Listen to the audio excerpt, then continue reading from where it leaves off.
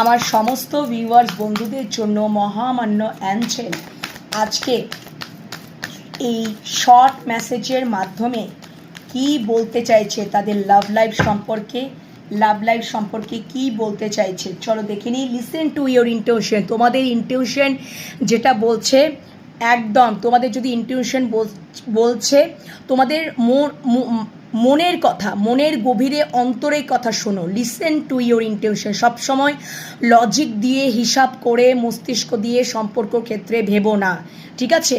তোমাদের মনের গভীরে অন্তরে থাকা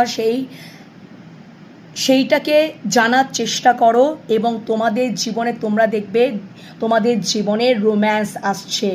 তোমাদের জীবনে যদি রোম্যান্স ক্রিয়েট হয়নি তো তোমাদের জীবনে রোম্যান্স আসছে। আর কি আসছে?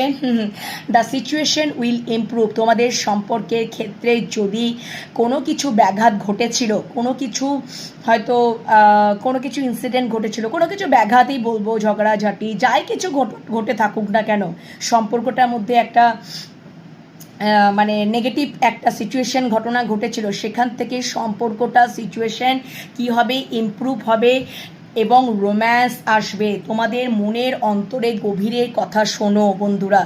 কেরিয়ার লাইফ নিয়ে কি দেখাচ্ছ আমার সমস্ত ভিউয়ার্স বন্ধুদের জন্য? কেরিয়ার লাইফ নিয়ে কি দেখাচ্ছ আমার সমস্ত ভিউয়ার্স বন্ধুদের জন্য? কি বার্তা দিচ্ছ? কেরিয়ার লাইফে নিয়ে কি বার্তা দিচ্ছ? কেরিয়ার লাইফ নিয়ে কি বার্তা দিচ্ছ? Ask for the help from others. কি আচ্ছা, যদি কেরিয়ার লাইফ নিয়ে যদি দেখছো যে কোনো তোমরা যেখানে জব করছো, যেখানে যে বিজনেস করছো বা কর্ম করছো, যেখানেই তোমরা যেটাই করছো না কেন, সেখানে যদি কোনো কিছু অসুবিধা বোঝো সেটাকে লেট গো করো। যদি প্রয়োজন পড়ে তাহলে অন্যদের কাছে জিজ্ঞাসা করো। Ask from help from others. অন্যদের সাহায্য নিয়ে, অন্যদের কাছে মতামত নিয়ে, ঠিক আছে?